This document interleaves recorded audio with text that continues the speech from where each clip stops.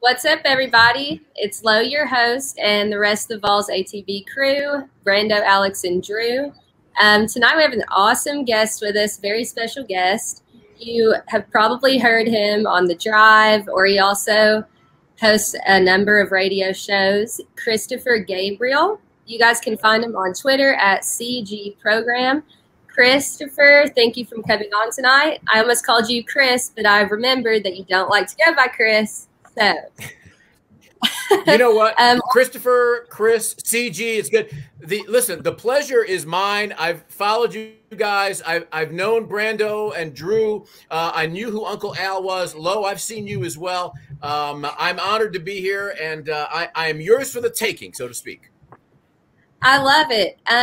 So I wanted you to give just a really quick background on yourself in case I doubt that any of our listeners haven't heard you, but just in case they haven't, if you could give us a quick background.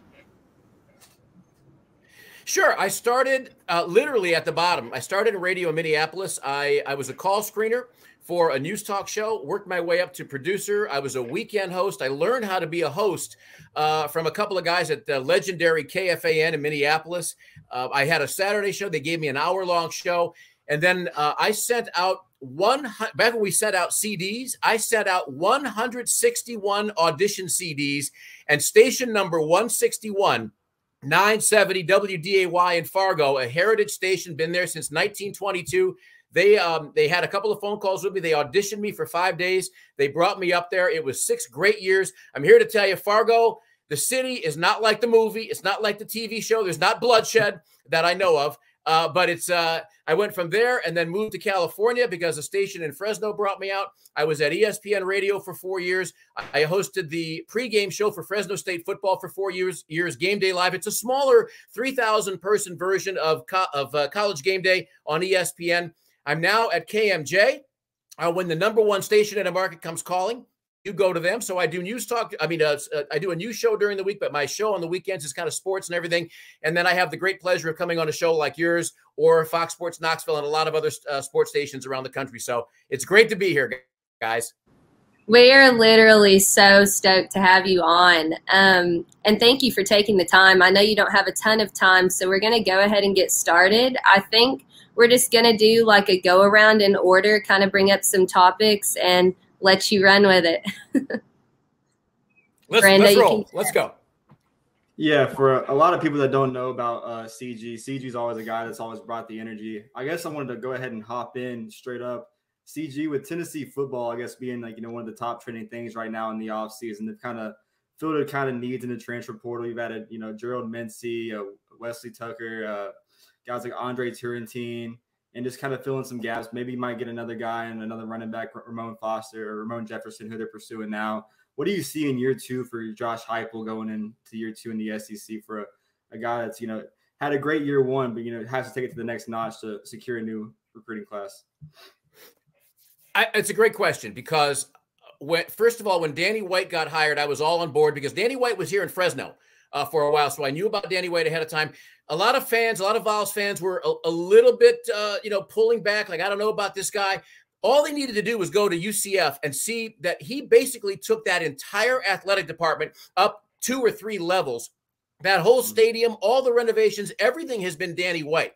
When Danny White got here, he understood that the kind of offense that he wanted to have here. And irrespective of whoever else he was looking at, he knew what he had in Josh Heupel. He had a guy who was a great competitor, a guy that is an offensive genius, and a guy that, knew how to assemble a staff. So what we saw last year, gang, was a team that finished, 7-6, but I think we all would agree, and as objectively as I can be, and I mean, I'm a Vols fan just like you, but they could have won the Pitt game. They should have won the Pitt game. They should have won the Ole Miss game. They should have won the Purdue game. And all of that is what we're looking at for this year. We have an offense. We have a guy like Hendon Hooker and all the pieces around him. They know the speed of this offense. They know the complexity of this offense. They have the timing down with each other. And now, talking about recruiting, Look at the number of 5-star and 4-star recruits that are looking at Knoxville. For all the Vols fans that always want to say, you know what, that's overrated. The hell with that. It's overrated. If you want to beat Alabama, if you want to beat the Ohio States and the Clemsons on a regular basis, you better damn well have on your team. I'm not saying that there aren't talented 3-star guys out there. There are, and a lot of those guys are underrated. But now, a lot of these guys, because of Josh Heupel, because of what these recruits saw last year, they're remembering this is a big-time football school. This is a cathedral of college football in Neyland Stadium. This is a stadium that shook, that you watch those old replays, and that stadium shook. We've all been in there when that place shakes. So a lot of these guys are getting excited now, like, wait a minute, I never thought about Tennessee before. So for the fans that are wondering what's going to happen this year, I expect Hendon Hooker to be even better than last year. How does he do that with 30 touchdown passes and three interceptions? You start hitting deep balls. You start having guys a little bit better timing. You have guys with a little bit better skills. And when you have a Jalen Hyatt that hopefully is healthy and some other pieces, you have a running game that's going to be effective and powerful. I think for year 2, the sky should be the limit. This team should be no worse than 9-3 this year if they can stay healthy. Yeah, and to quickly follow up with that real quick, you being out there from Fresno, talking about having to hit the deep ball down there. Tennessee, picking up a final pickup kind of late in the cycle of the transfer portal. Brew McCoy, a receiver out there in USC that had his problems at USC. You kind of probably know more about Brew McCoy being out there on the West Coast. Can you kind of tell guys at ATB and the viewers at ATB what we're getting in Brew McCoy? Yeah, so Brew McCoy, here's a guy that he was going to go to SC, right? And then that didn't work out, so he goes to Texas. That didn't really work out, so he comes back to USC.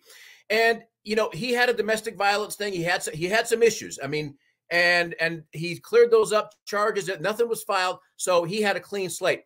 He's a guy that's got great hands. He's got outstanding speed. I'm not going to say that he's got just blazing speed, but he's got deceptive speed. He runs fantastic routes.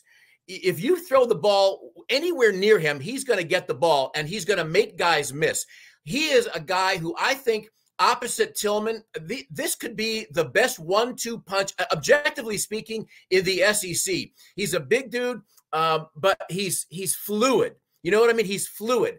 He reminds me a little bit of a guy back in Spurrier's day, back in the mid-'90s, named Ike Hilliard. He just reminds me of that kind of a receiver. So I like what he's bringing to Tennessee. And I tell you this, Brew McCoy understands that he has some stuff to prove, because the rap on him has been he's looking at the grass being greener somewhere else. SC, Texas, back to SC. So I think he's coming into Knoxville, especially with what Velas Jones told him all about Knoxville. And God bless Velas Jones for basically saying, bro, this is the place you want to be. He's coming in with a little bit of a chip, maybe a bigger chip on his shoulder, and saying, I'm going to be here to show y'all. I want to get a y'all in there for you guys. He's gonna be coming into Knoxville with that chip. And I think that he is going to be a real playmaker for this football team, for Josh Heupel and for Hendon Hooker. Yeah, the whole idea around Brew McCoy has been like he's changed his body. Year 1, he has maybe like 10 receptions, 200 yards, 2 touchdowns. If you look at his highlights, he was like nothing really major crazy, but you still saw that potential in him. Kind of buried down the depth chart year 1 at USC under like guys like Drake London, who just went top 10 in this year's NFL draft. And then last year not playing, obviously, but legal-wise, got his name completely cleared, deciding, I know Lincoln Riley really wanted him to stay out there and kind of join him in his USC journey, decided to still make the move with the Vols, with the connection with Velas Jones and Trey Johnson and some other guys at USC. I just think that piece right there, you kind of miss on some guys, and Jalen Robinson, Isaiah Naylor, he kind of went his way. But to have that guy and Brew McCoy on the outside, I think that people don't realize what we're kind of getting in that combo. It's going to be a really crazy combo coming out. Yeah, it's a good point, Brando. And I'll say this. I notice a lot of folks on Twitter, and whenever I've been on some other shows, a lot of folks like to focus on, well, we lost this guy. No, we didn't get that guy. Let's focus on the guys that we do get. Because nobody, I don't care if it's Nick Saban, I don't care if it's Napier, I don't care if it's Ryan Day, you're not going to get every guy. It's just not going to happen. But what you're going to see is you're going to see a collection of more big-time, top shelf, 5-star, top of the line, 4-star talent that's finding their way to Knoxville. There's a lot of guys that are finding their way to Knoxville now that probably had no idea that you've got a really good school, you've got a gorgeous campus in a beautiful setting, you have a great stadium, fantastic facilities. I mean, I've toured Oregon's facilities, and I'm here to tell you, Tennessee's facilities don't take a backseat to Oregon. That's not a knock on Oregon, but that's always the rub, right? We got to go up against Oregon. They've got that Nike money. Tennessee's not running broke, okay? Tennessee's, you're not doing 3 Krispy Kremes and a cup of coffee at night with Tennessee football facilities. You've got top shelf football facilities, and guys are starting to discover that. Oh, yeah, no doubt. If you need proof of that, you just look at the Memorial Day weekend list of visitors coming into Tennessee. It's absolutely crazy what's about to be happening here this weekend. I'm going to pass it to Drew so he can get his questions in. But what Josh Heupel's doing is undoubtedly, the nation's taking notice. You go to 24/7 Sports, On 3, Rivals, talking about Tennessee and Josh Heupel. And I think any publicity is the best publicity right now in this kind of early stage of this kind of dynasty. So, Drew. Agreed. Yes, I mean, while football program's on the rise, the baseball program is at historical heights that we've never seen before, as you know, CG. I just want to get your thoughts on what this unbelievable baseball season that we've had, the one thing that's really stood out to you, and what's your predictions for this SEC baseball tournament, if it happens, of course. Of course, yeah. First of all, I have to say, Drew and Lo are really very well lit. It's like you must have professional lighting that's sort of lighting you guys up. It's very impressive. It's like Lo is like, she's like got her own spotlight here. Like everything's darkened behind her. It's very nice. And Brando's got sort of like the extraterrestrial thing going. It's like a little bit ghosty like. It's very cool. And Uncle Al, Al's just got the halo over his head happening there. So that's very cool too. I tell you what, I never thought that I would see a baseball program quite at Tennessee, quite like what's happened. And it's Tony Vitello, right? I'm not breaking news here. It's Tony Vitello. And when you have fans and players, forget the fans. When you have an Arkansas post-game press conference where you've got the guys up on the podium referring to Tennessee and what they did that night, okay, living rent-free in their heads, right? This program, this team has got everything. They've got hitting, they've got pitching, they've got relief pitching, they've got defense. They have turned the fans on. Can you imagine what football is going to be like this fall with this baseball crowd? This team, this program, I mean, they've not won an SEC tourney championship since 1995. And I think, knowing that we were going to talk about this, I wanted to hit on that for a second, because for a lot of years, Tennessee athletics has gotten to the stage and they can see the spotlight, but when they get to the spotlight, they haven't really known what to do. As a parallel, look at 3 schools out here in California: USC, UCLA, and Stanford. I understand it's a different situation, but those 3 schools have all won over 100 NCAA team championships, albeit that these are a lot of Olympic sports, non-revenue sports. But when you get in the tournament, you have to step up. This is where Tennessee needs to step up. Tennessee, all this stuff about we play better with the chip on their shoulder. The hell with that. Stop playing with a chip. You know what? When you're a player coming in and you feel like you've been disregarded, bring that chip. But when you are a team as talented as Tennessee, screw the chip. You go out there and you play like the #1 team in the country, and you go out there like, I'll use Spurrier again, his mid-90s Florida teams, or when why am I forgetting his name? At Ohio State, Ryan Day. You go out on the field, you expect to win. This team, because of Tony Vitello, they expect to win, and that's why they play the way they play. My concern with the SEC tournament, first of all, is, are they going to get games in? I mean, the weather's been bad down there, but I think the delicate balance that they're going to have right now is making sure that they've got their pitching set up, everybody's getting the right rest, but that because of weather, if they start to screw around a little bit, Tony Vitello is good enough and experienced enough to understand, I got to look at the big picture, because the big picture right now, the bigger picture for this great Vols baseball team is not so much Hoover, it's the regional in Knoxville, and hopefully, ultimately, the super regional. You want to set everybody up for that. And the reason I mentioned that, it's a long-winded answer, and I'm sorry. The reason I mentioned that is because in 1999, college baseball, the NCAA tournament expanded to 64 teams. That was, in 99, that was the first year that seedings were handed out. The Miami Hurricanes were the #1 seed. Miami Hurricanes won the College World Series that year, and they are, to this day, the only #1 seed to ever win the College World Series in Omaha. So it's something that, you know, we sometimes we put too much on records, too much on stats, but there's something to that. And I think, and to bring this full circle, the thing is Tennessee historically has not always stepped up to the plate in the big moment, but I really believe Tony Vitello is the kind of guy that will have these guys eating glass and breathing fire and be right at the correct emotional pitch to play to the best of their ability. I mean, they should, whether they come out of Hoover or not with an SEC title, they're going to be in Knoxville. They're going to be a number 1 or number 2 seed nationally. I fully expect this team to be in Omaha unless they completely collapse. This team right now is such that if they don't win a national championship, I'll go ahead and say it, this season is a fail. Forget the big record. Forget their early winning streak with the 1 loss to Texas and then winning a whole bunch in a row. This team is set up to win the national championship. Go and win the national championship. It was well said after that. I don't have anything else to say. That was beautiful. All right. Well, like, it's like complete domination. I mean, you look at the Auburn game, like the game 1 or game 2 of that game where it was like 4-2, and then Tennessee comes up there and puts 17 runs in 1 inning. Then in Mississippi State in their stadium just this weekend, you know, 27-2 in game 1. It's absolutely ridiculous. Like, you know, a series they thought Tennessee would let up before getting into the tournament. Tennessee didn't let up at all. They go out there and they sweep. So it's just crazy. So, and you know, I'll throw this in as well. And I know that I'm preaching to the choir here on this.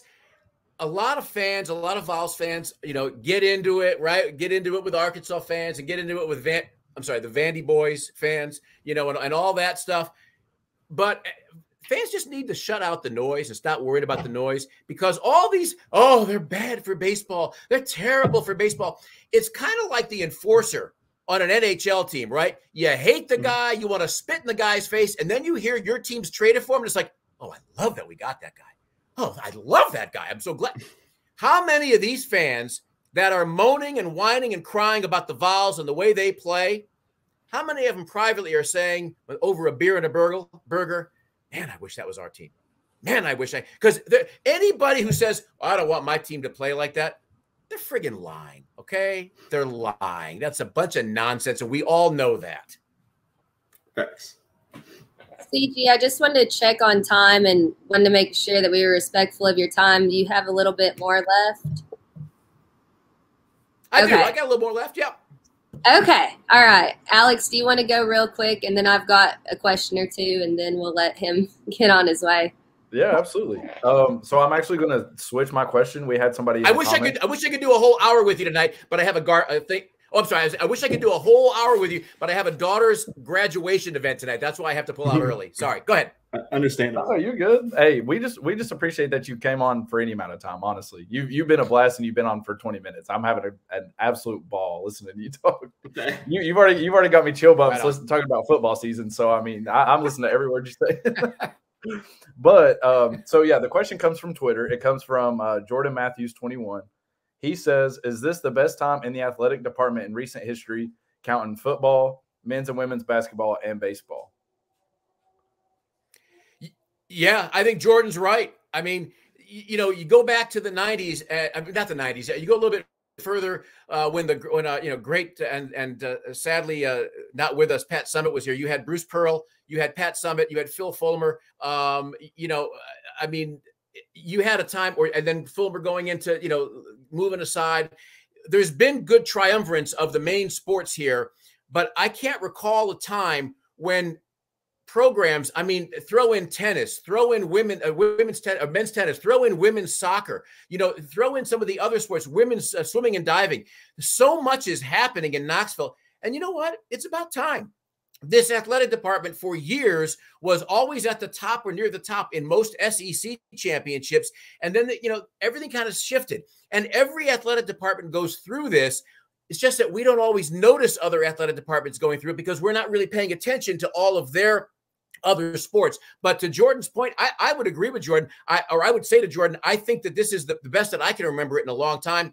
I mean, baseball is king. Basketball, yeah, we cut out of the NCAA tournament a little bit early, but I feel great about having Rick Barnes and the kind of recruiter and the kind of developer of young men that he has.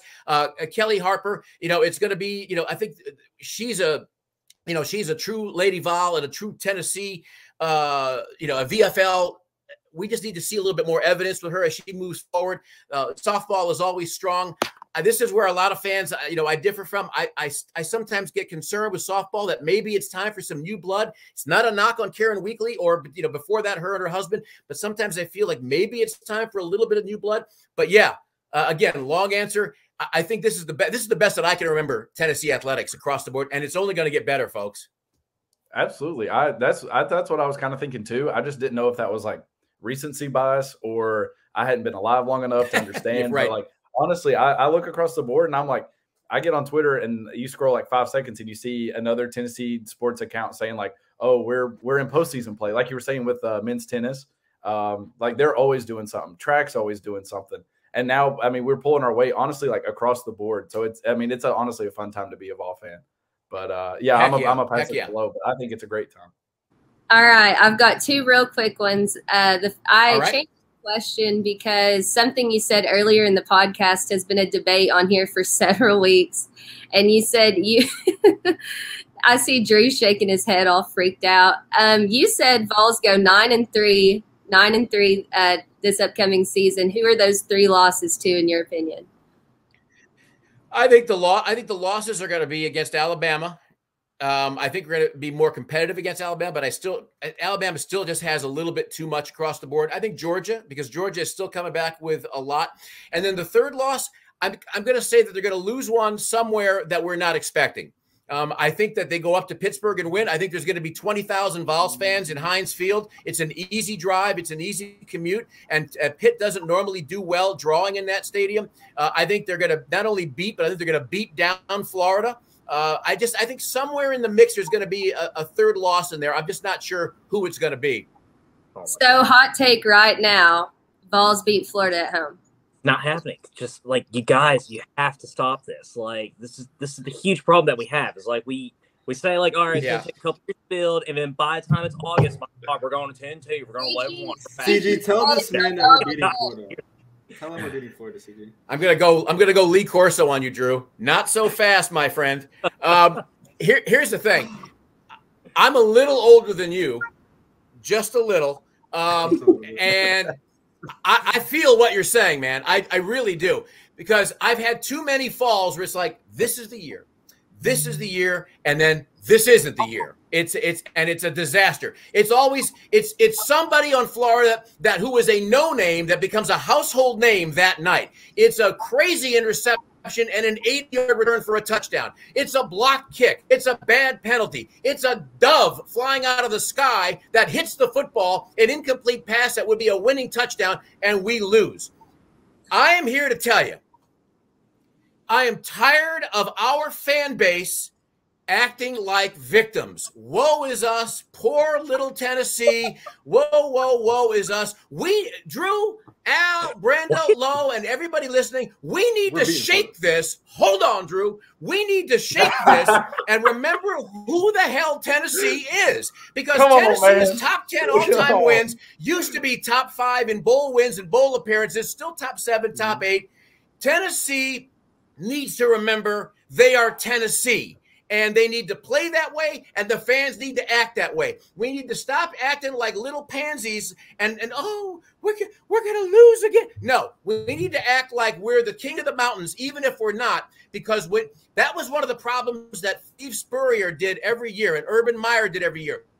Tennessee went on the field. I'll take you back to 1995 or 6. I forget which year it was. I was in Neyland. And 20 game minutes into the game in a driving rain, it was 35-0 Florida. Spurrier went for it on 4th and 7 from the 37-yard line in the Vols territory, 4th and 7, and he hits. It was either Ike Hilliard or I forget who it was. And the game was, my brother-in-law leans over and he goes, "That's game over." And I said, "Yeah, it is." The reason is Florida always expected to win. We always went on the field hoping to win. And I remember the Sports Illustrated article that came out the following week. It was a Florida, I think it was a defensive end who said, and his exact quote was, "Can you believe it? They thought they were going to win." Well, that's the problem. We thought we were going to win. We're hoping to win. Maybe we got to later for that. It's time to act like Tennessee and go out there and play like the orange and white down the field, Rocky Top, and go out and kick some serious ass. CG, that is the ass kicking that Drew needed himself. So historically speaking, we've always lost to Florida. So I mean, there's your rebuttal. Historically speaking, we haven't always lost to Florida. Historically speaking, are you talking about the entire history? No, but recently, you're right. Recently. Well, first of all, okay, historically speaking, they lead the series against us, too. Even the best teams that we've ever had in the 90s, they always won. With the exception, I think, maybe 3 times in the 90s. Not always. They won. Right. So even the best teams that we ever had, they still find a way to win. Even with the worst teams Florida's had where they've lost to Georgia Southern, they still beat us. So I think it's a very valid argument, CG, that we're not going to win this game. Yeah, listen, you're not wrong. You're not wrong about talking about Florida in the 90s. I was at just about every one of those games. Most of the home games, well, all the home games and a couple of the road games. I was there for the tragedies. I was there when the Vols in Gainesville run Florida out of the stadium in the first half, and then a fumble that went into the end zone at the end of the first half, and then the skies opened up, literally pouring rain, and Florida scored something like – they're still scoring from that game. They scored like 48 points in a row. But I was there in 98 when we beat them in overtime, 2017, and then the field was a sea of orange and white. I remember that. So you're not wrong. All I'm saying to you, Drew and Al and Brando and Lo and everybody watching and listening tonight, all I'm saying is the only way to change this is to change the mindset. And it's not just with talent on the field. It's not just with great coaching schemes on both sides of the ball. It's not just with a great crowd with noise or what have you. There's got to be a mindset change that starts with the top. It has started with Heupel, and it filters down to all of us. There can't be this. We put Florida up on this pedestal, and they've earned the pedestal they're on, but we don't have to go and genuflect to these guys. We don't have to. Doesn't have to be David and Goliath. It's Goliath and a soon-to-be again Goliath, but they have to believe that. And Drew, if they don't believe that, then you're right. They're going to keep losing. We're going to keep losing year after year after year. That's all I'm saying. I love that was one of the best rants ever. I don't know if you have time for one more question. It's an alumni of this show, DR Vol, who submitted a question. I love DR. Yeah, he's been going through some really tough stuff, and I just a lot of love and prayer to his family. I know he's been going through some real difficult. So from my family to his, just much love and prayer to him. Absolutely. He wanted to ask you specifically what adaptations that you expect from the offense this year as the defense has had a year to adapt with film. On the offensive side of the ball, I really expect to see a little more emphasis on the running game to open up the passing game even more. I think that Josh Heupel is a guy, when he was at Oklahoma as a player, and I remember him as a player, they always had great running backs on Oklahoma's team. Mm-hmm. And for as much as he aired it out on that team, look, they had guys that could take it to the house on a simple up the middle, on a simple trap play. So I think that what we're going to see is a little bit more emphasis on the running game, but we're going to look for, expect to see Hendon Hooker, because they're working, expect to see him try to stretch the field that much more. I think that Josh Heupel understands. Saban said this a year and a half ago. He said, look, the game has changed. If I have to beat somebody by dropping 60 on them, I'm going to drop 60 on them. And I think Josh Heupel understands that, and he has the kind of offense that can do it. Defensively, they simply need more talent, and they've gotten more talent. And I think we're going to see a more aggressive defense. I think that if this team can show a little bit stronger on the back line, because how many times did we watch receivers, Purdue comes to mind, getting behind our back line? I think that has been a point of emphasis this fall. And if they keep guys in front of them, I think we're going to see a lot better defensive schemes game in and game out. So I'm expecting some adjustments in the secondary and some adjustments with using a little more run to open up a lot more prolific passing. Absolutely. I just wanted to say real quick, I greatly appreciate you coming on. It's been an absolute blast. I'm so ready to be in Neyland this year. I would love to have you back on for as long as you would stay on, because you are a trip. So much fun. Well, Listen, to all of you, I love your show. As I've watched it before, and anytime, this was one Wednesday that just became tight for me with time. But anytime that any of you want to invite me back, I am good. And if you want me to stay for a longer period of time or a shorter period of time, it will be my great pleasure to join you. Thank you so much. We greatly appreciate it. Absolutely. You guys be well. Go Vols. Yes, sir. Thank you. Go Vols. Vols. Dude, probably our best guest on the show yet, in my opinion. I told y'all in the group chat, like, CG, listen to him on the drive, like, after all these years. That guy is as diehard as he gets. Absolute legend. Oh, that was ridiculous, man. Putting Drew in his damn place. I had no valid argument after I told him that even the best years that we've ever had, we still lost to Florida. So, dude, I'm gonna put on that rant to like go to sleep tonight because Hey, he just got me ready to like put on the pads and a helmet and go play. I'm sorry. I'm ready to play a game right now just for what he's talking. He's a hell of a hype, dude. He's a hell of a hype man, honestly. Absolutely. Golly. I mean, so we beat Florida at home. Oh yeah. CG said it. Yeah. Drew, just get used to it. He said don't play victim. He said get used to it. You gotta talk the talk. Yeah, just adapt, Drew. It's time to just adapt. I need to adapt. Are you kidding me? Yeah, like, come on, man. Unbelievable. This case of DVD you have, man, it's just crazy. I can't believe it. He's got me over here. I got to pour another glass of wine. Well, that's all right. The latte, so we're all good. So that's funny. I can't indulge in mine. He did bring up a good point though. Definitely just want to shout out DR Vol and just say that like our thoughts and prayers are with him. I know he been like tweeting about it, and then he was also saying like sorry for the sad posts and stuff, but like stuff is bigger than entertainment, and stuff is bigger than sports and stuff. So I just want to say like on behalf of us that we also want to extend our condolences to him and just say that we're thinking about him and praying for him as a alumni of the show and all that good stuff. So DR, praying for you, and we're thinking about you. So absolutely love DR, great guy, legend. Absolutely enjoyed the interview and was glad that his question got asked. Yeah, absolutely. No, he proved a great point. Josh Heupel and his offenses from all the way from Oklahoma to UCF. Running backs, they've been key. I've brought it up on the show. I think Josh Heupel, everywhere he's gone, he's had like 3 or 4 running backs having like 70 carries or over 50 carries a season. So he likes to spread out the ball to his backs, to have the run game open up. And the Vols going 4 wide, like we've mentioned more in the season. You added Brew McCoy, a guy that CG told us he expects to be, a guy that blocks out the noise, shows up when season comes around. I just can't wait for we saw what it was like. Ole Miss, year 1 against Ole Miss. Year 2, Florida finally comes to town the first time under Heupel. Drew's going to be sick leading up to the game, but I really do think we go in there depth-wise. You're going to be sick. This game is going to make you sick going up into the game. Well, if I'm going to be sick, it's probably because I had 27 Busch Lights before to the upper deck. So, but oh my God, I mean, I will admit, like that atmosphere, like I've already got my tickets. The new party deck. Oh my! I'll be there in the party upper deck over there in Double P, row 30. So I'll be over there with all the rednecks, raising hell, praising Dell.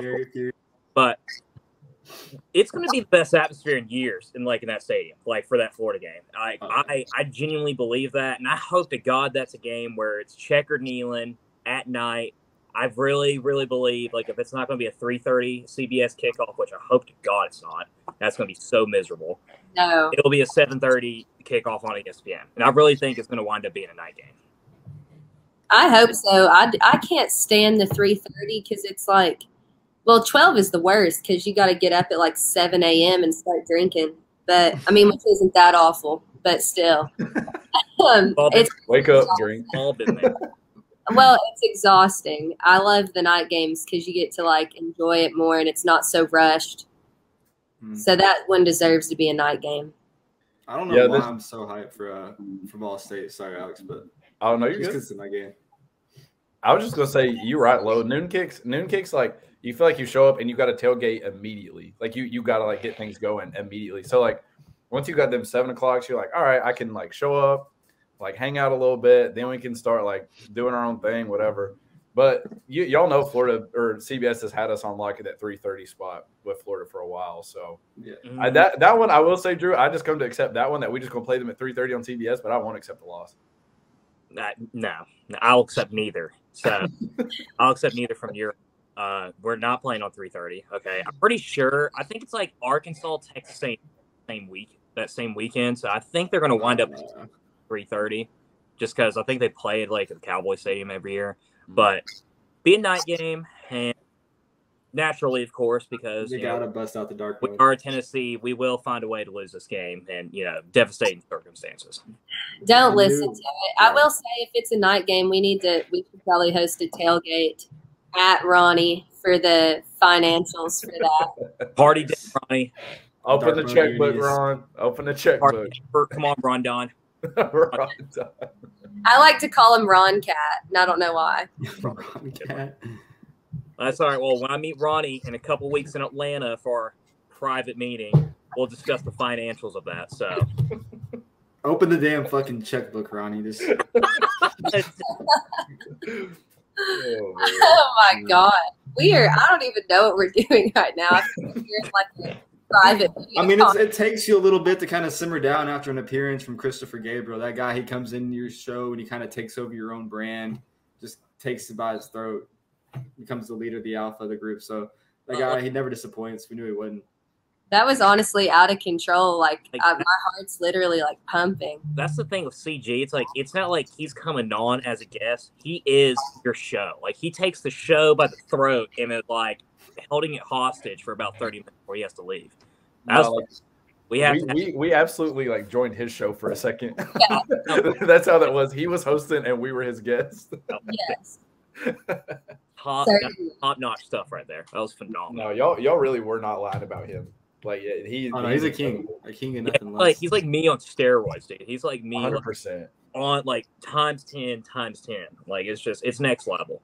I'm highly impressed with him, but I'm trying to think. I mean, we really don't have shit to talk about with baseball, so I didn't know if we wanted to jump into Brando's big recruiting segment or something.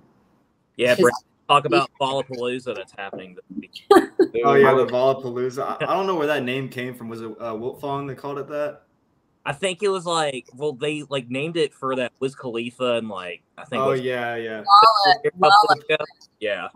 It's like a barbecue / pool party kind of. I don't know, but the list is absolutely like ridiculous. I think it's like one of the best lists we've had in like a while.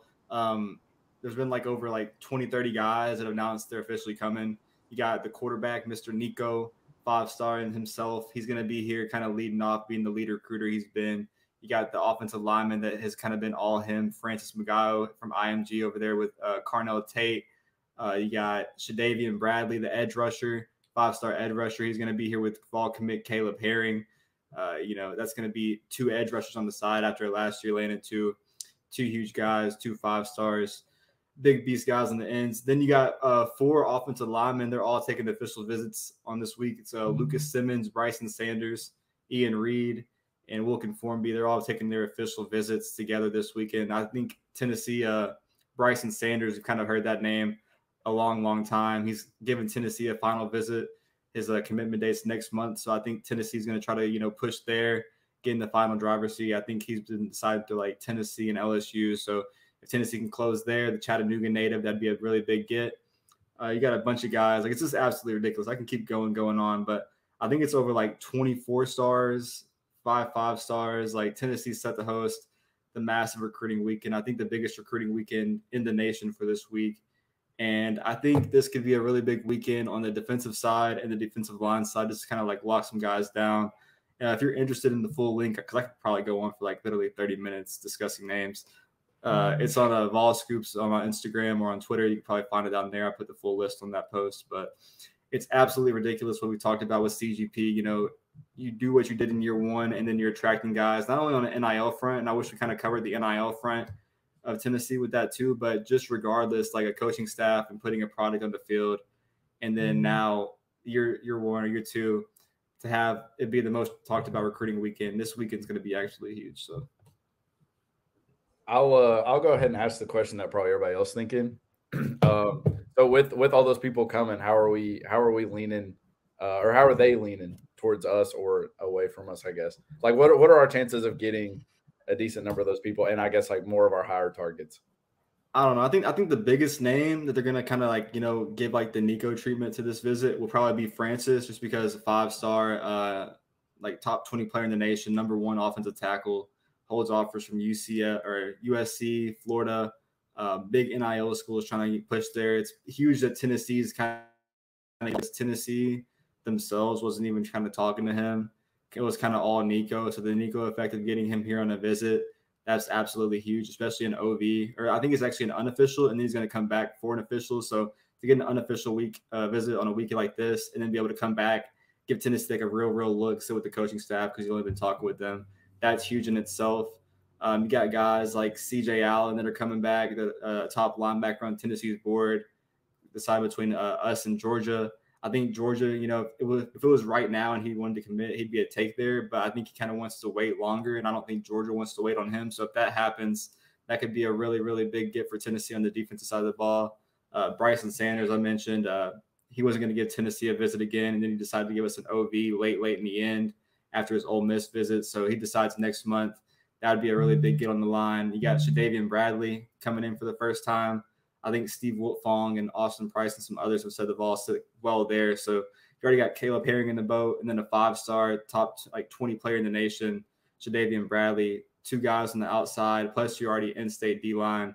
I think that could really shape up the defensive side of the ball. But other than that, you kind of just shaping around. If you get Francis, that kind of brings in the guys like Carnell Tate, who was here for that baseball game. He's not going to be here this weekend, but Vols are really trending there, and I think if he decides to do anything, it'll be here in the next 2 weeks. And I think that's all Vols too. So, yeah, Brenda, I got a really important question as well. I mean, God. All these upcoming guys are visiting this weekend.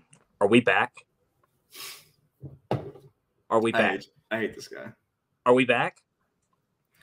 I think we can be back. I don't know. You get these guys like locked in. You got to go out there, and you still have to have a 9-3 season. Like if you go out there and with all the hype around Tennessee and the positive news and energy through the offseason after like year 1, if you don't go out there and at least go like 8-4, 9-3 year 2, like you can lose to some guys. But if it goes like to a shit show, I don't see why it can't be like a class that does get Tennessee back on the right track. Because if you land Nico, Francis, the guys on the O-line, Carnell Tate, and then some other guys on the receivers, like Adam Izzo is going to be here too. If you pair up Carnell Tate and Adam Izzo, 2 Florida natives right now playing in Florida, those 2 guys alone, like with Nico, go absolutely crazy.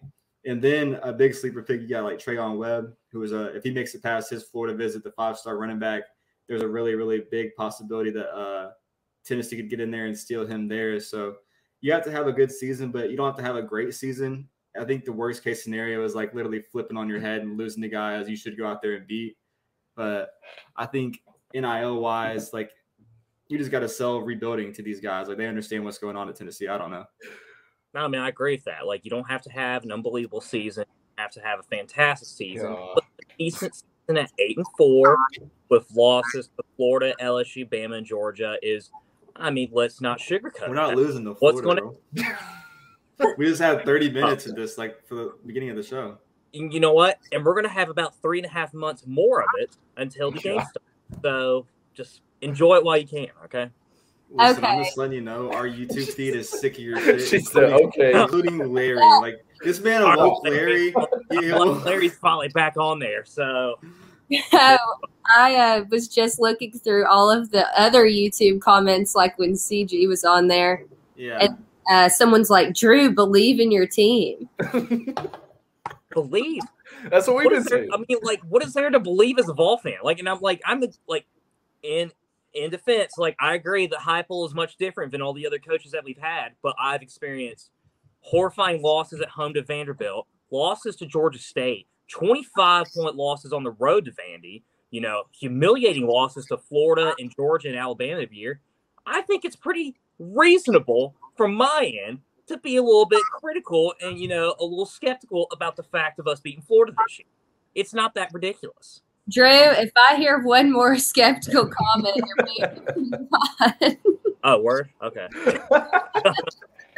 I just want to say, how are you going to say that the coaches were different and then immediately go back and talk about how those coaches got waxed by Florida? Ooh. Because you was talking about like, yeah, Heupel's different than Pruitt. Bro, we were begging, hands and knees praying to the good Lord above that Pruitt would score a damn touchdown. I'm sorry. We were begging that man to put a point on the board. And you like, oh, it's the same. I forgot Vic Burley. Like you weren't hyped up about the beginning of 2019, about cornbread, getting us back and all that stuff. We all thought that. And we were all foolish because of it. Like that's, what, Chris?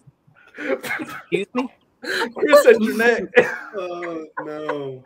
I'm gonna bring some light. I'm serious, bro. We were honestly begging Pruitt. Like we were just like, listen, if you put some points on the board, you just might win. Like you just might figure out a way to win a game. Heupel put up like he averaged what, like 30 something, dang near 40 this year. That's what I'm saying. So after Hendon Hooker came in, but guys, when your defense is Swiss cheese, it doesn't matter if you score 45,000 points because they might score 40,000, 45,000 right back. Just score points. If you score more than you win. Drew, believe it or not, we had a Swiss cheese defense and like a completely just inept offense. Like our offense didn't even know what a football looked like for a minute. All right. So, like, it's okay. I feel like we go be fine. All 2020 with Russell and Bear. Trust me, I knew that was like inept as possible. So, you don't have to tell me that. I was there at 34th. You don't have to tell me that. Oh my god! I saw it.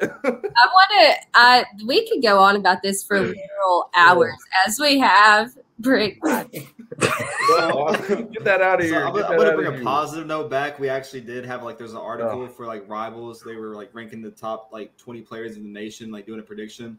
Carnell Tate, he just received a prediction at Tennessee. So Drew, he's not gonna like that, but I think the rest of us will going forward for the future of Tennessee. What are you talking about here? Now you're just attacking me. I mean, of course, it's never gonna change. We could have Nico out there, year 3 Heisman contender. We could have Carnell Tate out there, 2,000 yards receiving, and Drew would still say we're losing to Florida. So, I mean, it's just. I mean, we had the greatest player in the history of Tennessee football play for 4 years, supposed to Peyton Manning, and we still lost to Florida. So, I think it's pretty valid. I don't know. The guy after him won the Heisman. Not Peyton. I don't know. That's right. So, after Hendon Hooker leaves, Joe Milton's going to take us to the promised land. If that's what bro. you're saying. All right. I'm back to Lollapalooza or whatever and ask Brando if Wiz Khalifa is actually going to be on campus for this.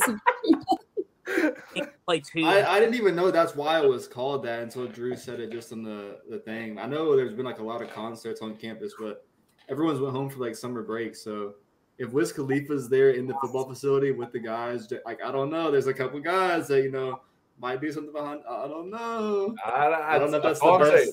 To clear up all of these groomers that we're just spewing over here. Yeah. Lollapalooza, the concert was 2 weeks ago. Okay. Okay. The Yin Yang Twins opened up for them, and their after party was at Cotton Eye Joe's. Don't ask me why I know that. But yeah, his concert was 2 weeks ago. Unfortunately, he's not going to be there. It'd be awesome if he was, but we'll have to, we'll just have. Okay, why you have to say Chris? You can take the boy out the fan run radio, but you can't take the fan run out the boy. It's called being realistic, Chris. Okay. Amen. Hey, we might have to get Chris on the show. I'm all for we could actually have them call in and have them talk for a couple minutes. I think that'd be a great idea. I don't know how we do that, but we have to give them the link, and then I have to kick them out.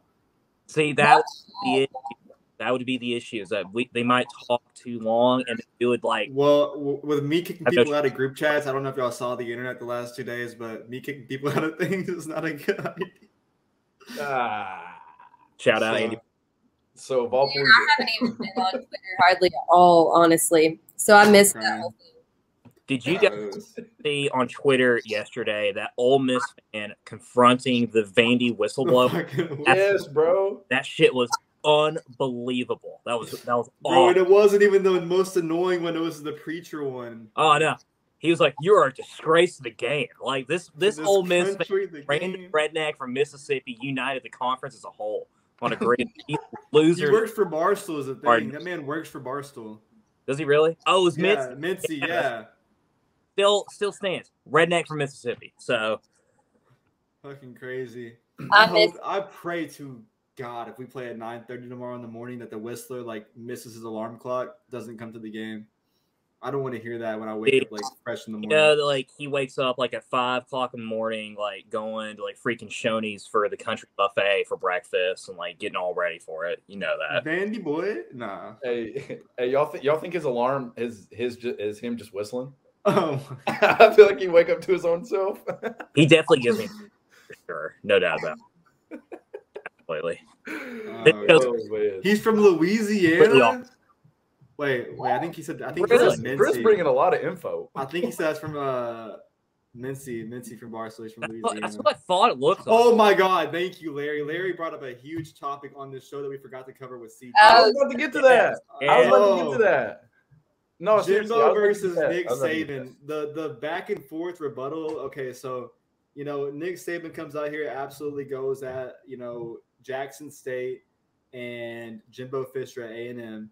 And, after that, the next morning at 10 o'clock sharp, Jimbo Fisher has a press conference, says that's despicable like 20 times, calls out Nick Saban. And then Nick Saban backs it up. The whole SEC gets involved. That whole thing was a shit show. I still don't know who won. What do y'all guys think? Like, I think Jimbo won for sure. I thought he was absolutely hilarious. I 100% thought he won. That was a bold move of Jimbo, like calling. Like that? Yeah. First of all, it's a bold move of Jimbo to have a press conference the very next day over it, which is like ridiculous in itself. And then started calling Saban God, like referring to Saban as God in the press conference and calling him a narcissist and everything. I mean, that was the most chaotic press conference I think I've ever. It was almost chaotic as the Pi Kappa Alpha butt chugging press conference that they had 10 years ago when one of their guys got like alcohol poisoning. Oh my God. But yes, I also agree. I think Jimbo won that one because all like Saban came out and he said his piece, right? He's like, all right, A&M buys all their players, and there's a 5-star down at Jackson State that caught a mill. But then all he did, like once he got called out on it by Jimbo, all he did was say, you know what, I shouldn't have called people out by names. So he stands by everything that he said. Like he thinks that like people are legitimately cheating at this point, which is wild because we all know that anytime and somebody signs to Alabama, they get a brand new car. All right, just miraculously, they all get a brand new Charger or Challenger, whatever it is. I don't know, but I don't know why. Like, I don't know why Saban of all people is like the one saying stuff when people are the one chasing you. Like people want to be you. People want to be Alabama. So why are you if you're so good? Why are you concerned with like the little people, quote unquote? You know what I'm saying? It's because his little hobbit self is threatened by the fact that this is like leveled up a playing field. That everyone exactly aspect. One of the things that a lot of people didn't like, kind of like forgot about that went under the radar was the fact that Kirby Smart even made a comment about it. He's like, he agreed. Saban's right. Like we should, respect the integrity of the game. It's like, buddy, you gave Amarius Mims like $300,000 to come to your school when he was committed to Tennessee. So I don't want to hear for a nanosecond you acting like you care about the integrity of the game. Like that is pure nonsense. No. Get that trash out of here. Absolutely. Like it's so hypocritical. It's like, I don't know. They've been at the top forever, right? And they think that they're, as he said, they're like, oh, we're God. But then the second that anyone's going to come chase them, they run and they're scared because they know that we're finally able to catch up with these assholes. And we are going to be on top. And yes, I mean Tennessee. Oh, yeah. I mean, I think any kind of talk, like, to get so mad at the fact that, like, A&M had a big class like that and then go name drop them personally, like, I think that has to automatically give the win to Jimbo just because any publicity, especially 100%. Nick Saban, just coming out and calling you out straight up and you didn't have to say a lick to him. Just for him to go out there and publicly like try to shame you, that just knows and like tells you, like, especially a public event like that, like you were around multiple people, ironically at a Bama booster event, and was talking about like paying players. Like, let's not act like Elias Ricks didn't just get pulled over in like $100K AMG under Alabama. So like it's absolutely crazy that Bama or Nick Saban's trying to act like he hasn't been doing it at Bama for years. I think that easily has to help a guy like Jimbo in his program, like recruiting going forward, to say, oh, I stuck up to Nick Saban, because a lot of recruits actually like on Twitter were kind of standing up for Jimbo, and that was kind of big, I thought. Because if the players themselves are like going at Nick Saban saying, "Oh, you can't say you haven't been doing this," and like that just tells you right there. It was bizarre though that he like specifically attacked Jimbo, especially considering when those two worked together at LSU. Like, Jimbo knows where all the dead bodies are at. Like, you know what I mean? Like, he knows where all that dirty stuff about Saban and vice versa too. So like, it's just such a bizarre move. And honestly, if freaking Jeremy Pruitt's, and my God, like Saban and Jimbo are too. I mean, like, this is so ridiculous. Yeah, like, where did he learn from? We know he wasn't smart enough to come up with it himself. Oh, we know he definitely didn't get that from that high school education he got. Larry bringing it. They literally just moved Tua and his whole family to Bama, so like that's not even. Or Alaba, whatever that is. Alabama. If it makes you feel any better at night, we did the same thing for Garantano and his family. Okay, so hey, we can send them. Never mind. I was gonna say they can just go right back. They can go right back up north. Well, I'm good. The thing is, with this comment by Chris, he said it was 5 years ago a guy like Nico would go to Bama to be the backup. It wasn't even 5 years ago. It literally was 2 years ago when Bryce Young went under Tua. Tua went under Jalen Hurts. And it's been a recycling factor literally for the last 10 years. And why the hell would they do that? Just use your brain for a second. Why would they do that? The car, maybe the car. With Ty Simpson, who was the 5-star quarterback that committed from them from West Tennessee as well. So it's like that's the thing. It's like they're not going there because they're wanting to wait 3 years to finally have their time to shine. Like they're getting that guac. All right, they're getting that guac. That's why they're going. Oh man, that kills me. I'm just glad that Jimbo or someone finally called Saban's stupid ass out for once. That was really awesome to watch. Great topic to bring up. We were going to talk about it, almost forgot. So I almost forgot to leave this part out. I can't also sit here and just absolutely stick up for A&M because we all literally just saw, like Drew mentioned, what Ty Simpson did with us with Bama. Can we not forget like what Walter Nolan just did to us 6 months ago with A&M, like that whole fiasco? So we can't act like the whole thing about Jimbo paying players isn't true. It's damn true. Like we know why we lost Walt. Literally every coach in the SEC, one way or another, legally, is going to get their guy. Yeah, legally now. Legally now. Actually, yeah. I mean, everybody's paying everybody. So like, it's like the argument that a family member told me last week. They're like, I just don't like the idea of the fact that players are going to come here for an X amount of money. You know what? Fuck that. I would, if it means that we have to give them $50 million to come here and win national championship, I will buy our titles any day of the week. Oh, 100%. I mean, honestly, like the kids should be making money. They're the product. If you got a product, sell it, make money off of it because you don't know how long that product's going to be profitable, right? Well, think of the risk. I mean, if they're trying to get money and they haven't been able to make money up to this point legally, for example, they get injured before NFL, like has happened to some of our previous players, and they are done and their dream is gone. Whereas they have all these tricky decisions to make. Do I stay in college a year? Do I go to the draft? What do I do? Now there's more incentive for them to actually stay and play and get a degree because they can earn money. And for that, I'm all for it because it's like they don't have time to work and do shit. No, obviously. No, not at all. Exactly. Yeah. I mean, it also affects guys that have like legacies of like families that have played at certain schools. Like Carnell Tate, he's up there from Illinois, and I know Ohio State fans are going to be sick if and when we do land Carnell. Like, thinking about guys like Ohio State, Notre Dame up there up north in the Illinois area, and then to go down there to Tennessee just because not only are you getting a hell of a job on the offensive side, but the NIL benefits the name, image, and likeness, fire, what's on the table there. Like, I just think we're going to see more and more of that day. Did y'all see the Lane Kiffin quote about Bryce Young today? He said, I don't know why Bryce Young didn't enter the transfer portal. He said, if I was Bryce Young, I would have entered the portal because if you thought Jordan Addison was kind of bad, that like Bryce Young entering the portal would have been like probably insane, that he could have probably made like 10 times what he's making in Alabama. Oh, easily. I don't know if easily. But I just think that's going to be.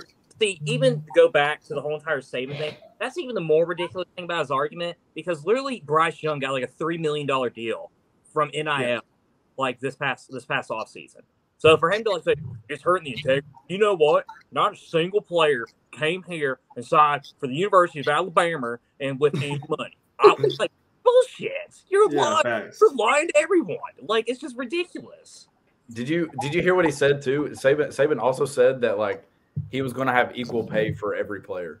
That is a actual lie. You lying to everybody's face. You'll see a bunch of clickbait like that because that's what I'm saying, bro. You've seen it with Texas A&M, Texas with their offensive linemen, Miami with Andy Ruiz over there with their NIL booster stuff, like trying to offer certain position players certain amount of money to try to, land top guys. It's all stupid, man, because everyone's going to be able to come out and offer a bigger offer. If they want a guy, like Drew said, everyone's doing it. Everyone's going to be able to go land their top 5 guys. Everyone's going to have a price, but also it's going to have to be a good fit. It's not just NIL as much as it is. No, I mean, it's definitely multifaceted, but it's just like, why? Again, like Lo said, it was so hypocritical. Why are you trying to take the moral high ground now? You know what I'm saying? Like, why are you trying to like act like you are just so superior to everybody? We get it. You've been winning championships for years. Let that talk. You have nothing to say. Just go and like play. So just shut up. I don't know. It's annoying. It's Saban like getting old, and he just wants people to keep talking about him. It's like Pruitt trying to say that he's like a man of integrity. Like, it's just like the whole entire thing is bullshit. It's like a man of asparagus. I'm a man of integrity. Values. I just hope, like this year we talked about a lot with like Rick Barnes. Like we saw all the coaches, the NIL effect, domino effect on really big time coaches and the NCAA of Coach K, Roy Williams, the guy from Xavier. If we saw that with a guy like Nick Saban, it would shake up the college football earth and the whole game in general. But man, I would be so happy as a Tennessee fan, just because that would be like the first coach to go. I'm going into the pod thing. It just gives us like the greatest path going forward. The day that Nick Saban retires is like when finally college football is like back to what it's supposed to be. He has destroyed the sport. I don't care what anyone says. The goalposts are taken down at Neyland just because he retires. I wouldn't doubt it. As soon as Nick Saban retires, I promise that Ronnie Harder will throw his retirement party. Fully funded by Ronnie Harder. It will be there. It will be in Knoxville. So if he's listening, I know he is. He will be supporting that party. I just want to put that on everybody's radar right now, that Ronnie Harder will be paying for it. And Rondon, there will be mattresses that are burned on fire. I see that. So. Oh my God, this is cracking me up. Ronnie's like either listening or is gonna be posting this on Spotify tomorrow. Like, what? Ronnie got to take out like 6 jobs just to afford all the parties we're making him throw. Yeah. Yeah. Oh, he is now, Larry. That's the thing. That's a great point by Larry. It took him forever, though. I mean, there's no surprise when we landed a guy like Julian Phillips. It's not just football with guys like Nico. It's going to be – I mean, you've already seen it like Cade Phillips in basketball. He's receiving more predictions, an Alabama legacy in basketball, and he's, a 2023 guy that Tennessee's trending really well with. So you're not just going to see it in football. You're going to see it in baseball, basketball. Like, it's going to be a common factor. Yep. Yeah. Nah, absolutely. But I guess before we got off, Drew, I wanted you to cover the fact that the NCAA watches this podcast with our conference scenario. Last week, we dedicated like 15 minutes to the fact of what we wanted the SEC pod system to be. And I think it was like Monday or Tuesday, they put out a post of an idea blueprint of what it can be. And literally everything we mentioned of the 9 games was right there. Literally, word for word, bar for bar. Said as far as a 4-pod system of having not potentially 9 conference games, they literally said like that was everything that they proposed. Yeah, I'm convinced. I am a genius. I know that. So like I think in the future, but they had to be listening. You know what? Like Drew from Hard Knocks on Vols ATB made a fantastic point. 9-game system, 4 pods. The only way we can really top this off is if we have an SEC playoff with 2 semifinals and a final. And I would the only thing I would request from that 2 semifinals and the final is that for the 2 semifinals, that the top seeded team hosts as a home game. The SEC has just texted me and they noted that opinion. So it makes plenty of sense because I know Greg Sankey can't make an opinion of his own. So right, it won't be on press release until next Monday. Just of course. putting that on everybody's radar. If you hear that like next week that they're going to have 2 semifinals and a final starting in 2025 and 2026 once Texas and Oklahoma joins, you heard it here first. I'm a genius. You don't have to tell me that. I already know that. So, but yeah, you heard it here first. God forbid that he supports his team beating Florida at home, but at least we can get the playoff pod system set up. Exactly. It's all to be realistic. Okay, so a 4-pod system is realistic. Potentially having 3 SEC playoff games is realistic. Beating Florida this year is not realistic. So let's pipe down. Hey, Drew got a sign. Spoken. Drew is like in basketball, the guys that like was riding Bruce Pearl until we beat him this year. He's riding Billy Napier over Josh Heupel. It's absolutely ridiculous. No, I'm not. I'm just riding Florida over Tennessee. It doesn't matter. Dude, they could have like Bozo the Clown like be their head coach, and they would still find a way to beat us. Personally, I really don't want to hear about what Drew is riding. Oh my God. Interesting. Okay. All right. Noted. So, that a is new update. Noted. A new update for our game tomorrow. Actually, it was supposed to be 9:30 Central. Yeah. Actually, Texas A&M and Florida was supposed to be tonight. It's been postponed till tomorrow, so they are now the 9:30 game tomorrow Central.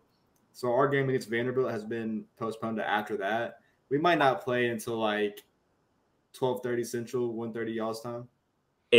I'll tell you right now, it'll probably be maybe 4 o'clock West Eastern, the earliest we'll play. Dude, I literally work at 3:30 to 10 tomorrow, and I'm sick. I can't believe Just it. stream it. That's what I do at work. I will on ESPN, yeah, but like I don't want to. I'd rather watching games. I like to sit back and chill. I don't know. I'll stream it to the television, and I swear to God, anytime that we've like had a big game or a playoff or something, I will literally move treatment tables over to the television, and I get that corner of the office and just make all of my patients go over there so that we can all watch it. Yeah, there's priorities in the medical That's field. smart. That's good planning right there. Hey, I mean, we all got to watch it, and they'll come in and they're like, I didn't want to come in here if I couldn't watch it. So This is what I'm saying, Larry. Oh, is that the case? Huh? We're not gonna have to bet, Larry. I'm literally giving you an open invitation, and Peter over here too. I'm giving y'all both an open invitation.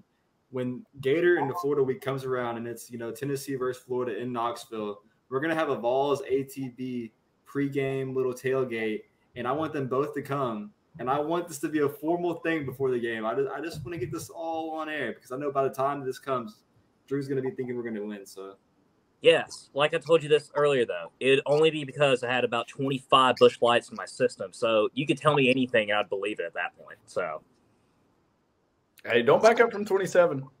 You did 27 Busch Lights. Hold on. Hey, you keep talking, you're going to talk down to like 2. I'd probably be like 25. just like he's going to talk down his prediction, bro. Okay, so like realistically, I'll probably be like 25 at the tailgate, and then by the time I make it to Neyland, I'll be stumbling for like 2 or 3 Dos Equis. You're gonna pay that $14. I'm not doing it. So, I play it every time. Really? I'll buy Neyland beer. I don't give a damn. You gotta have a beer in your hand to watch it, man. It's true. It's true. Jeez. I remember like the Ole Miss game. I turned around and there was like 25 of those mini Malibu shots just sitting. I was like, holy Hey, people shit. bring their shooters in. I'll be danged if somebody not gonna bring an airplane bottle of liquor in. They gonna stuff it somewhere. I'm not gonna lie, but I feel like I have to say this story because it's so damn funny. The last time that Tennessee beat Florida at home, I was able to get a whole bottle of Jack Daniels in my clear bag. Oh my God. We love Tennessee Top tier. TK. And we won. However, for future reference, I will not be doing that again. That was a pastime event. That will not happen again. yeah. The only way to go after that is just a 4 Loko cowboy boots getting into the stadium. So, Oh my you really want to take it to the next level. Do like what I did for Bowling Green. I got a lot of trouble next day. Let's just say that. So.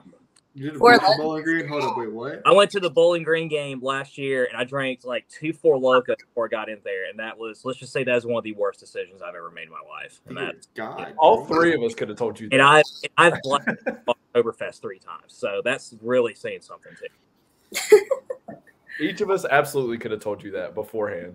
100, like 100. I was excited. Okay, that was like the first like season opener I've been to in years. You know, I got a little carried out. You know, a little carried out. Locos. Yeah, because if Drew did that game 1 of Josh Heupel, you're telling me he's not going to be convinced for beating Florida game year 2? Come on. If he can be convinced to drink a Four Loko, he should be able to be convinced that Tennessee will beat Florida. I'm sorry.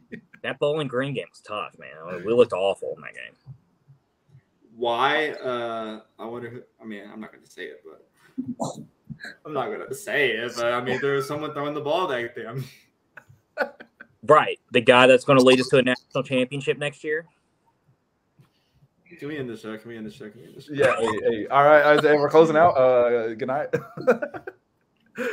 I just want us to play baseball tomorrow. It might not be likely because the forecast looks like dog water. I'm hoping might honestly be 4 or 5 o'clock.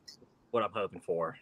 They just need to make it single elim. Let's get this shit done and go out there and win like 2 games tomorrow. So yeah. Let's see. Tomorrow's Thursday. I got a shit ton of stuff to do tomorrow. I hope that it's either early. I hope it's earlier so I can watch it at work. Because otherwise, I don't know what I'm going to do. Maybe they'll listen to me and just schedule it exactly around my timeline and everything that I have to do. Because why not? I mean, it's not o'clock that they were originally playing today. That's awful. Like, be playing till like 1 o'clock in the morning. Just tell Drew to ask Greg. He got him on speed dial. Tell him to talk to the SEC. All right, Larry. You know what? We'll do that. Okay. All right. Singing Rocky Top on the field has to happen. I'll be more than happy to sing Rocky Top with you on the field. Y'all want to storm the field? That's just disgusting. I don't know. Or Larry, how about this? How about you buy me a Busch Light Cool Beans? How about we do that after the game instead? Dude, that place is good. Like that. Oh, what a show! What a show! Close this out, Will. So much fun. Like, holy shit. I can't believe CG was on here just going out of control. I was getting fired up. Nice. I still can't stop thinking about it. And we all just have to, we're just sitting here talking about him for 10 minutes and all. Just wow, that man was great. CG told me as well that the next time we have him on, however how long we want to have him on, even for a full episode, that he is game on it. So we're going to have to take him up on it. I'm so down. Yeah, we got to get somebody set you straight. You know what would be one of my favorite is so obviously we're going to do, I say every year. I've only done this show for literally 1 year. But we're going to go through our big preseason thing where we go through each game and everyone gives their win-loss prediction, score prediction. I would love to have that. Can that be a Drew-free episode? Yeah, CG will just come on in replace me. We'll let Drew speak before the Florida game and after the Florida game, but not for the Florida game. This is unbelievable. Drew has his grandma calls and interrupts the show again, and we have to exit him out for the Florida game. That'd be so hilarious considering after Derek Dooley lost to Florida, that Derek mom called on the radio station. You better not talk to my boy like that. That literally it'd be. Wait, fan? No shot. Dude, literally after it was on Jimmy Himes, literally after Dooley got his teeth kicked in by Florida on the road, Dooley's mom called on the air and was my boy works very hard. You should not talk to him like that. This shit was hilarious. Thing ever. Nah, bro. Yeah, you gotta look it up, bro. It's on YouTube. It's nuts. Hey, then he went and sat on a stool. Larry's on drugs, guys. Larry, this is not safe. Larry, put the crack pipe down, okay? Let's not do that, okay? We're not 11-1. We're not beating Bama. Let's Larry off the weed. Stay off the weed. I want to be, but we're not ending the show. Oh, man. All I got to say for my closing statement is look out for a crazy, crazy weekend. I'd be surprised if we don't have a commit or two after a week after recruiting of the Memorial Day weekend. Still got Ramon Jefferson. He's going to do something soon. Football is looking up. I wanted to mention before, but I didn't mention it with CG. Tennessee is the only school to have an above 500 winning percentage in every major sport. I put that post out there, but no other team, Alabama, no one else. So talking about Tennessee athletics on the whole, I'll always give them a shout out. Only program doing it to the fucking top, baby. Danny White's a king. we're in everything school now. So, amen. What a time. What a time. What a show. End the fucking shit. What a time. What a show. I love that. Good closing statement, Brando. That's a fantastic fact. We got to give shout out to all of our Tennessee athletics because we focus on the main ones that we care about the most. However, they're all kicking ass. So shout out to all of Tennessee athletics for the phenomenal job, and Danny White and everyone else. I'm good. I'm like sitting here trying to decompress from this episode, but I've had an awesome time tonight. Absolutely. I'm going to eat some ice cream. So I'm ready to go. All right. I guess we're done then. Drew, anything else? No, I'm going to finish this bush latte that, I cracked open, watch the Braves, so get redneck angry over that. So I'm going to go be on my Lollapalooza vibes, my Wiz Khalifa vibes, and zone out. Yeah, get a little Yin Yang Twins, Vollapalooza, baby. Gotta love it. Hey, I'm going to just go play PlayStation. That's all I'm going to do. I really don't know what I'm going to do. Probably just bottle of wine and go to bed. Do it. Amen. All right. Well, until next time, good night and go Vols. Go Vols, baby. Goodbye, baby.